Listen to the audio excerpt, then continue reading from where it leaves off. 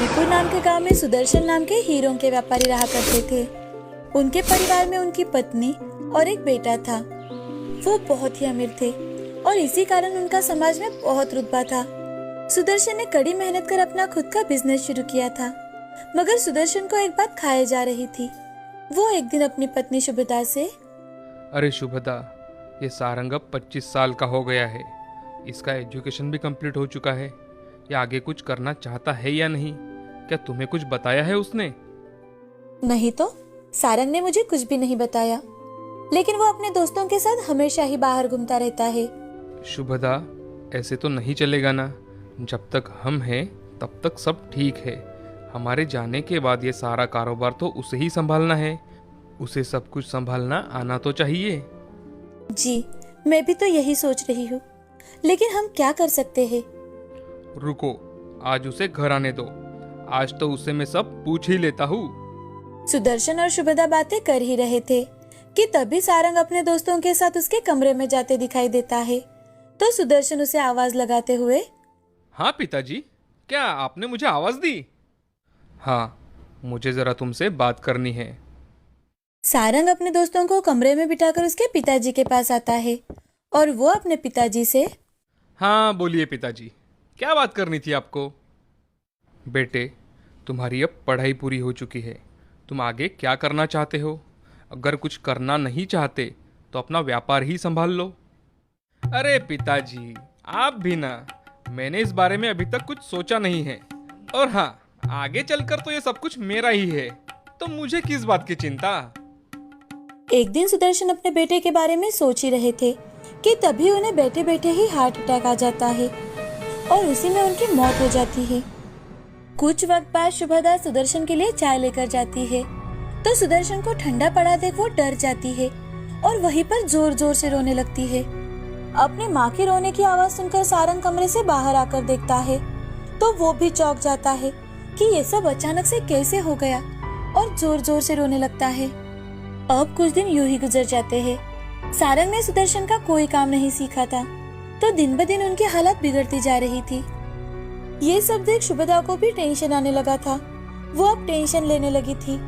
घर में कमाने का कोई जरिया नहीं था और इसी कारण सुदर्शन ने कमाई हुई संपत्ति पर ही सब कुछ चल रहा था। माँ, मैं बाजार जाकर देखता हूँ, कुछ ना कुछ काम तो मिल ही जाएगा।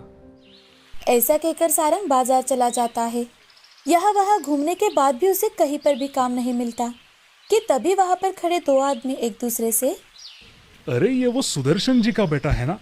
मैंने सुना है कि इसने जुए में सारी संपत्ति खत्म कर डाली। अब उनके बहुत बुरे हाल है भाई। अरे हाँ भाई, तुम्हारी बात बिल्कुल सही है। इसीलिए तो यहाँ वहाँ काम ढूंढ रहा है। भाई, संतान अच्छी होनी चाहिए। हाँ भाई, ये बात तो तुमने बिल्कुल सही कही।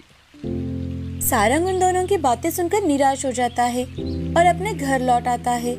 सारंग को निराश देखकर शुभदा समझ जाती है, लेकिन सारंग ने आज खुद से प्रयास किया। ये बात शुभदा को बहुत अच्छी लगी। शुभदा ने खाना बनाया और दोनों खाना खाकर सो गए।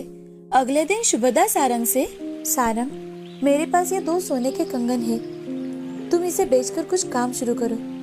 मैंने ऐसे ही वक्त के लिए इन्हें छुपा कर रखा था। नहीं माँ, ये पिताजी ने तुम्हें दिए थे। मैं इन्हें नहीं बेच सकता। कुछ ही दिनों की तो बात है बेटा, इन्हें गिरवी रख दो, बाद में छुड़ा लेंगे। ठीक है माँ। सारंग को अपनी माँ की बातें ठीक लगती है। वो अपनी माँ के कंगन लेकर साहूकार के पास चला जाता है और उन्हें गिरवी रख देता है और उससे जो भी पैसे आते हैं उसे बड़ा ही सोच विचार कर एक पुरानी वैन खरीद लेता है। सारंग ने उस वैन को फूड वैन में बदल दिया। स्कूल के बच्चों को पसंद आने वाली चीजें उस वैन में लगा दी और स्कूल के सामने ही वैन खड़ी कर दी। आज उसका पहला दिन था, लेकिन सारी की सारी चीजें बच्चों के पसंदीदा होने के कारण आज उसे बहुत अच्छा रिस्पांस मिला और इसीलिए वो खुशी खुशी घर लौटता है। घर आकर अपनी माँ से, माँ, माँ, जरा बाहर तो आओ माँ। अरे अरे, क्या हुआ सारंग, तुम्हें इतनी जोर जोर से आवाज दे रहे हो? माँ, आज मेरा धंधा बहुत अच्छा हुआ है। ये देखो, आज की कमाई। अपने बेटे की बातें सुनकर शुभदा बहुत ज्यादा खुश हो जाती है। वो पैसे लेकर भगवान के सामने रखती है। भगवान के सामने हाथ जोड़कर उनसे प्रार्थना करती है और बाहर आकर सारंग से, सारंग, आज बहुत दिनों बाद अच्छी खबर सुनने को मिली है। ऐसे ही तरक्की करना बेटा, और जुए की तरफ कभी मत जाना। हाँ माँ। आज शुभदा और सारंग बड़े खुशी खुशी खाना खाकर सो जाते हैं। अब धीरे धीरे कर सारंग ने अपनी वैन में कई प्रकार के खाने की चीजें रखना शुरू कर दिया। वो अपनी फूड वैन दिन भर स्कूल के सामने लगाता और शाम के समय चौपाटी पर, ताकि उसके ग्राहक और ज्यादा बढ़े। सारंग की यह कल्पना काम कर गई। उसकी फूड वैन अब बहुत मशहूर हो गई थी। लोगों को सारंग के हाथ का खाना भी बहुत ज्यादा पसंद आने लगा। कुछ ही दिनों में सारंग ने अपने खुद के कमाई से माँ के कंगन छुड़वा लिए और सारंग अपनी माँ से, माँ, ये लो तुम्हारे कंगन। आज मुझे तुम पर बहुत गर्व है बेटा। तुमने आज खुद की कमाई से मेरे कंगन लौटा दिए। बहुत अच्छी बात है बेटा, ऐसे ही तरक्की करो। सारंग अपनी माँ का आशीर्वाद लेकर फिर से अपने काम पर चला जाता है। उसका काम दिन ब दिन बहुत बढ़ रहा था और इसी कारण सारंग के पास अब वक्त ही नहीं था।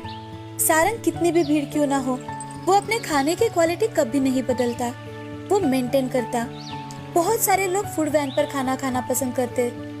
सारंग की कड़ी मेहनत के कारण आज वो फिर से अमीर बन गया। उसके पास बहुत सारे पैसे आ गए थे।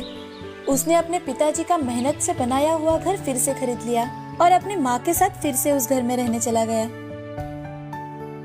सारंग ने अपनी माँ के कंगन गिरवी रखकर फूड वैन शुरू किया था। आज उसके पास उसकी मेहनत के कारण 2 होटल